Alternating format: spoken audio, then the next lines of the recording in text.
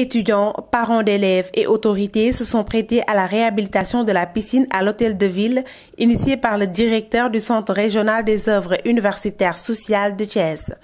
Une occasion pour ce dernier de revenir sur l'objectif de cette réalisation. Il y a un contexte un peu particulier au niveau de l'hôtel du Rail, je l'ai dit tantôt.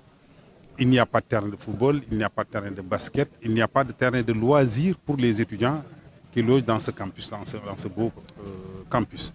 C'est pour cela que nous avons pensé que, comme il y avait un peu d'espace, la réhabilitation de cette piscine-là pouvait nous permettre aux étudiants au moins de s'adonner à la natation et aussi d'avoir des loisirs. C'est simplement cela qui nous a motivés à vraiment réhabiliter cette piscine-là. Une réalisation saluée par l'ensemble des convives, accompagnée par des applaudissements. C'est aussi le moment pour le directeur du CROUS de se prononcer sur le litige qui oppose la mairie de Thiès et l'université. L'université ne peut pas quitter ces locaux-là. Parce qu'on ne peut pas quitter ces locaux et se mettre dans les rues. On doit trouver une solution.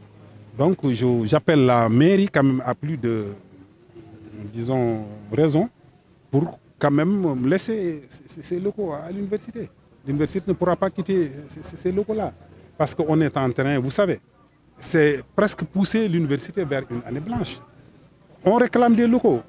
L'année passée, je dis que le gros des mouvements de grève, c'était la demande de locaux.